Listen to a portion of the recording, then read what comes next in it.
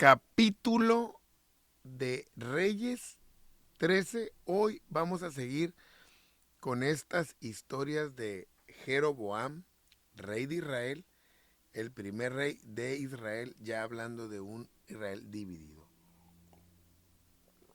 Hoy vamos a seguir viendo cómo este hombre empezó a poner bases tristemente idolátricas en un pueblo unicitario, un pueblo en el que Dios, Jehová de los ejércitos, era su Dios y él se empeñó en desviar todo el culto. Entonces, hoy estaremos viendo este capítulo que va a ser de grande bendición, acercándonos ya al profeta por ahí, Elías, ¿no? He aquí que un varón de Dios, o sea, un profeta, por palabra de Jehová, vino de Judá a Betel. Y estando Jeroboam junto al altar para quemar incienso, o sea, miren, vamos entendiendo que este rey que había implementado todo este culto tan desviado, no hay nadie que lo reprenda, no hay nadie que se le interponga porque él es el rey, pero Dios manda un profeta, manda su palabra por medio de un hombre eh, para reprender al rey de Israel y lo manda de Judá, porque en todo Israel no hay quien pueda hacer esto. Entonces, este gobernante estaba usurpando el ministerio del sacerdocio, estaba quemando incienso, que esa función no era para él, esa función era para los levitas. Entonces, cuando no conocemos la historia, podemos decir, bueno, pues qué de malo tiene, ¿verdad? Que él estuviera junto al altar y quemando incienso.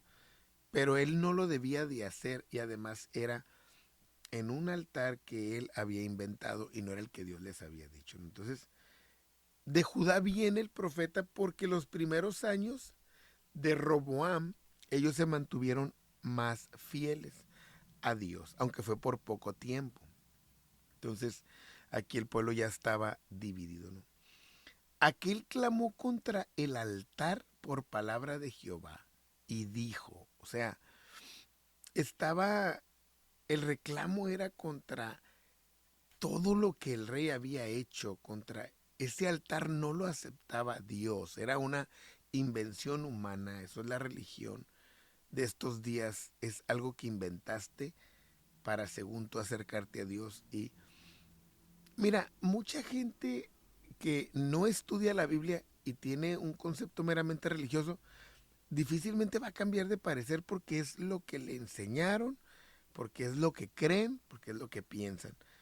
No puedes muchas veces hablar palabra porque no tienen el conocimiento, solamente tienen arraigada una cultura, una costumbre, ¿no? Entonces, clamó contra el altar y dijo, altar, altar, así ha dicho Jehová, como hablándole al altar, una cosa inanimada, pero ahí está el rey que lo hizo, ¿no? Como para que entiendas que está en contra de lo que hiciste. He aquí que a la casa de David nacerá un hijo llamado Josías, el cual sacrificará sobre ti a los sacerdotes de los lugares altos que queman sobre ti incienso y sobre ti quemarán huesos de hombres. Entonces, de la misma casa que Dios había levantado rivales, vendría Josías muchos años más adelante, que nos lo va a relatar el libro de Reyes, que fue un rey bueno, un rey obediente, que buscó la ley de Dios y trajo juicio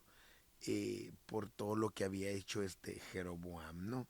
Porque profanó, porque desvió, entonces Dios le está diciendo a Jeroboam que su mal sería molido, desarraigado, destruido por el desagrado de Dios. Entonces, ¿cuánta gente se preocupa por querer hacer algo según para Dios, pero no nos preocupamos si aquello le agrada o no a Dios? Esto es impactante, ¿no? Como lo que Dios le revela al profeta es que no le gusta lo que están haciendo y el rey lo tiene que saber. Entonces, él hizo los altares para que el pueblo fuera la verdadera adoración a Dios. Dios se desagrada cuando un líder se interpone para que el pueblo realmente adore a Dios, o si el líder lo desvía. Entonces a Dios no le gusta eso. Y aquel mismo día dio una señal diciendo, esta es la señal. O sea, el poder de Dios iba a quedar manifestado en ese instante por medio de aquel profeta. Dios le había revelado al profeta lo que iba a hacer. Por eso el profeta le dice, el mismo día le dijo el Señor, va a haber una señal, díselo. Esta es la señal, este altar se va a quebrar y la ceniza que está sobre él se va a derramar. Entonces, el poder de Dios iba a romper, quebrar aquel altar, aquellas rocas o de lo que él lo haya hecho, porque él lo rechazaba, porque lo aborrecía, y las cenizas que representan las oraciones iban a quedar derramadas en el piso porque Dios rechazaba todo lo de ellos. Era desagradable, abominable para él. Entonces tenemos que tener cuidado nosotros como congregación. ¿Qué quiere Dios? Ser sensibles a la voz de Dios, a su reprensión, que es por medio de la palabra, porque Dios ya sabe perfectamente lo que pasará. Él sabe lo que necesitamos, pero nosotros también necesitamos saber lo que Dios necesita. Y eso es algo que el ser humano no le presta mucho tiempo. Cuando el rey Jeroboam oyó la palabra del varón de Dios que había clamado contra su altar de Betel, extendió su mano desde el altar donde estaba ministrando y dijo, prendedle, ¿no? Mas la mano que había extendido contra él se le secó y no la pudo enderezar. O sea, cuando él levantó, se le secó y se le cayó la mano a su cuerpo, ¿no? O sea, se le pegó al cuerpo, porque lo vio como un rival, lo vio como un enemigo que está en contra de su religión. No le preocupó si Dios era el que estaba en contra o no. Dio la orden de matarlo realmente, de callarlo. Pero Dios intervino inmediatamente y la mano le quedó inservible. O sea, entonces Dios le estaba diciendo, yo soy el que tengo el control contra estas cosas, son mis designios. Entonces le había dicho lo que iba a pasar contra el altar, que el rey dijo, ¿quién es este hombre? O sea, haciendo menos el poder de Dios y la revelación en la palabra que este hombre traía. Porque este hombre venía lleno de poder, de autoridad, porque Dios ya le había mostrado lo que iba a pasar. Por eso hablaba así. Entonces, de muchas formas milagrosas Dios le estaba diciendo a este hombre y este hombre no entendía. Eso ha pasado. A veces hablamos con líderes que no son sensibles a lo espiritual, no entienden la revelación y parece que estás hablando con una pared, ¿no? Entonces, ¿qué pasó? Que el altar se rompió, como Dios le dijo, así de esa manera en ese instante, y las cenizas se derramó conforme a la señal del varón de Dios por la palabra de Dios. Entonces, quedó desbaratado su culto. Le está diciendo, tu culto no me interesa, no me importa tu adoración. Dios lo hizo. Entonces quedó en el suelo como algo que se puede pisotear su ceniza, que era las oraciones, pues la intercesión. Estaba diciendo, Señor, aunque ores, aunque pidas, no me interesa lo que hagas. Entonces respondiendo el rey, dijo al varón de Dios, te pido que ruegues ante la presencia de Jehová, tu Dios, te pido que ruegues ante la presencia de Jehová, tu Dios, como nos dicen muchos, pídele a tu Dios. Ora por mí, dile a tu Dios, tú estás más cerca de tu Dios. Error gravísimo. El no sentir pertenencia con el Creador, el no reconocerlo, el decir tú, es decir que no es tuyo. Ora por mí para que mi mano me sea restaurada. Él mismo no se sentía con la cara de pedirle a Dios. Pues acababa de ministrar casi según él con el incienso y ahora no le podía pedir. Y el varón de Dios oró a Jehová y la mano del rey se restauró y quedó como era antes. ¿Qué lecciones nos da la vida, la Biblia? Entonces Jeroboam reaccionó ante la derrota, reconoció al profeta como un varón de Dios, sabía que Dios estaba en contra de él y pide que oren por él porque egoístamente él quería que su mano fuera restaurada, no su fe, no su reino, no su pueblo, no nada, su mano.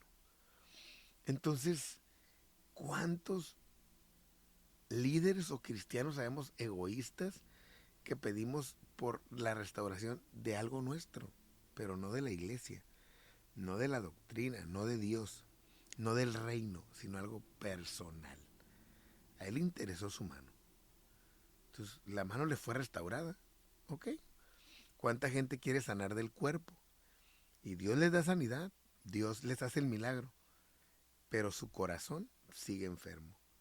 A él le levantó la mano, pero su corazón quedó igual de duro, igual de necio, igual de desviado. Y a veces a alguien le da alegría que sana de su cuerpo, como este hombre, pero internamente siguen igual. Y no les interesa si la obra de Dios avanza, si la obra de Dios sigue, si la obra de Dios se glorifica. No, a ellos les interesa ser restaurados ellos, que su mano sea restaurada. Gente egoísta, ¿no? Y el rey dijo al varón de Dios, ven conmigo a casa y comerás y yo te daré un presente. O sea, lo quería honrar, pero él no quiso porque Dios le había dicho que no. O sea, quería como hacerse su amigo, congraciarse con él y darle bienes materiales que era lo único que tenía. Pero el varón de Dios dijo al rey, aunque me dieras la mitad de tu casa, no voy a ir contigo, ni voy a comer contigo, ni voy a beber contigo, porque Dios está en contra de ti. Qué diferente el texto que dice que Él entrará, cenará con nosotros, ¿no? Qué diferente texto aquí cuando le dice, nada contigo, no quiero nada contigo. Porque así me ha sido ordenado por palabra de Dios diciendo que no coma ni de lo tuyo, ni beba de lo tuyo, ni regrese por donde vine. Esa es la orden de Dios. No voy a ser parte de nada. Entonces regresó pues por otro camino y no volvió por el camino donde había venido a Betel, por ahí se fue. Entonces ahí quedó el mensaje para Jeroboam, pero él no lo quiso aceptar ni lo quiso recibir porque todos los 22 años que él reinó lo hizo mal. Entonces moraba en Betel un viejo profeta, el cual vino su hijo y le dijo, ¿sabes qué, apa? Vino un profeta porque escaseaban, porque no había. Vino un profeta y le dio palabra al rey, pasó esto y esto y esto otro. Entonces le dijo, ¿por dónde se fue ese profeta? Pues por allá. Le dijeron por dónde se había ido. Y él dijo a sus hijos, ensilladme un asno, y él le enseñaron el asno y él lo montó. Y yendo tras el varón de Dios, le halló sentado debajo de una encina y le dijo, ¿eres tú el varón de Dios que vino de Judá? Y él dijo, yo soy. Entonces, como eran hermanos los dos pueblos, tenían interés de saber qué pasaba de aquel lado y de este, porque ellos no se relacionaban, no iban de uno para otro. Pero este profeta que había pues practicado o había sido el portador de mensajes de Dios, quería quizás pues hablar con un hombre que lo entendía en sus menesteres divinos, ¿no? Entonces le dijo, ven conmigo a casa, come pan. Y él dijo, no puedo, porque Dios me dijo que no. La orden era no pan, no agua, y te vas por otro lugar. Y la orden de Dios no cambia. Por eso muchas veces nosotros, yo hablo mucho de esto, oramos, Señor, ayúdanos a esto, Señor, Señor, Señor. Pero cuando Dios no responde es porque Él ya te dijo lo que tienes que hacer. Y nosotros nos aferramos porque queremos nuestra respuesta. Él ya nos dijo. Cuando Dios dejó a Adán en el huerto del Edén, que dice que lo puso ahí, hay una palabra en el hebreo que pareciera como que lo abandonó ahí, como que se alejó de él. ¿Por qué aparentemente hace esto Dios? Porque tú ya sabes lo que tienes que hacer, ya tienes las herramientas, ya tienes la guía, ya tienes el poder, ya tienes la guianza, ya tienes el espíritu, para que Dios va a estar hable y hable. Y hay gente que vive de que Dios te hable y hable y hable. Dios ya te dijo lo que tienes que hacer. O ustedes, no es enfadoso estarle diciendo lo mismo a una persona, hace esto, hace esto, hace esto, hace esto, uno mismo cae en los mismos errores. Entonces uno dice, pues ya le dije, ¿no? Es igual Dios. Si ya te dijo, porque quieres que esté dice y dice. Entonces dijo, no puedo ir porque Dios me dijo que nada aquí. Y el otro le echó mentiras, pues como Dios ya no lo usaba. Entonces los profetas también echan mentiras, miren. Dijo, yo también soy profeta como tú. Mentiroso, ya no era. Y un ángel, dice, me ha hablado por palabra de Jehová diciendo, tráele contigo a tu casa para que coma pan y beba agua. Entonces le mintió al profeta, y el otro profeta, en lugar de consultar a Dios o darse cuenta que la palabra era contraria a la de Dios y se la estaba dando un hombre, cometió el error de aceptar. Ahora, ¿cuánta gente, quiero hablar de esto, tú le crees nomás porque te dijo, dice Dios, Dios me habló, Dios me enseñó, Dios me mostró, y ni siquiera vas a la palabra? ¿Cuántas veces te ha tocado vivir esto? Porque esa era una cultura muy apostólica. Oh, me profetizaron, me dijeron. Y no, o sea, Dios dice otra cosa. Ahí Dios le dijo, no comas ni bebas. Y este otro le dijo, sí, come y bebe. Y fue y lo hizo. Nunca debió de regresarse. Entonces, y aconteció que estando ellos en la mesa vino palabra de Jehová al profeta que lo había hecho volver, o sea, el mentiroso. Entonces Dios le va a hablar al profeta correcto por medio del incorrecto. Y clamó al varón de Dios que había venido de Judá diciendo, así dijo Jehová. Como diciendo el Señor, ¿le estás creyendo más a ese hombre que a mí? Ah, bueno, pues te voy a hablar por medio de él para que le creas. O sea, a veces le creemos más a los hombres que a Dios. Eso es lo que él le está diciendo. Ah, ¿tienes más ganas de creerle a él? Ok. Por cuanto has sido rebelde a mi mandato, a mi orden, y no guardaste el mandamiento que yo te había ordenado, prescrito, te volviste, comiste pan y bebiste en el lugar donde te dije que no lo hicieras. Entonces no entrará tu cuerpo en el sepulcro de tus padres. Él estaba diciendo, aquí te vas a morir. Ni siquiera en tu hogar, en tu casa. Aquí te vas a morir. Cuando había comido pan y bebido, el que le había hecho volver, le ensilló el asno para que se fuera. Cuando se fue, se lo topó un león en el camino y lo mató. Y su cuerpo estaba echado en el camino, y el asno junto a él, y el león también junto al cuerpo. Impactante y milagroso. Lo mató el león, no se lo comió. No se lo comió. Y el asno estaba junto a él. El asno no huyó ante el león, ni el león se comió al asno. Y el león estaba junto al cuerpo. Todo fue milagro. Para que ellos vieran la palabra de Dios, que nomás era juicio. Y aquí unos que pasaban y vieron el cuerpo estaba echado en el camino, y el león que estaba junto al cuerpo, pues no se le acercaban, y vinieron y lo dijeron en la ciudad donde el viejo profeta estaba. Oyendo el profeta que le había hecho volver del camino, dijo, el varón de Dios es. Y luego dice, el que fue rebelde al mandato de Jehová, por tanto Jehová le ha entregado al león, que le ha quebrantado y matado conforme a la palabra de Jehová que él le dijo. Y habló a sus hijos y les dijo, ensilladme un asno, y ellos se lo ensillaron. Qué cosa tan terrible es que después de que Dios te acaba de usar, venga el juicio sobre ti. ¿Cuándo somos más vulnerables? Cuando Dios nos acaba de usar, porque el enemigo está ahí, la vanagloria está ahí cerca de nosotros, el que nos alabemos, el que creamos que Él nos va a respaldar en todo. Cuidado, este hombre, este profeta, Dios lo acababa de usar hablándole al rey Jeroboam, y ahorita estaba muerto. Ahí estaba tendido su cuerpo. Entonces tomó el profeta el cuerpo del varón de Dios y lo puso sobre el asno y se lo llevó. Y el profeta vino a la ciudad para endecharle y enterrarle, lejos de sus padres, como le había dicho el Señor. Ahí lo endecharon, hermano mío. Ahí sí dijo, quiero que me entierren junto a él. Sí, pues sí, pero ya le había causado la muerte. Porque sin duda vendrá lo que él dijo a voces por palabra de Jehová contra el altar que está en Betel, dijo. Su palabra se va a cumplir. En todos los lugares altos que están en Samaria se ve que su palabra iba a ser real. Con todo esto no se apartó Jeroboam de su mal. Siguió, sino que volvió a ser más sacerdote de los lugares altos en el pueblo. Y al que él quería lo consagraba para que fuera sacerdote de los lugares altos. Siguió su mal camino. Le restó importancia al profeta, a la palabra de Dios, a que la mano le quedó seca, a todo. cuánta gente ha experimentado el poder de Dios y siguen igual. Cierro este video y el que viene es el 300, es el 536, siglo 35 antes de Cristo.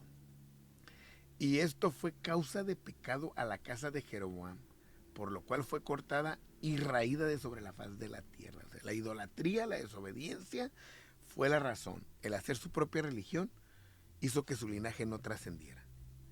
Entonces cuidemos nuestra fe, cuidemos nuestro linaje, cuidemos todo lo que Dios ha hecho en nuestra vida, hagamos las cosas como Dios manda y entonces Dios se agradará de todo. Espero que este video entonces sea de grande bendición para tu vida y que sigas con tu estudio de la palabra de Dios. Bendiciones.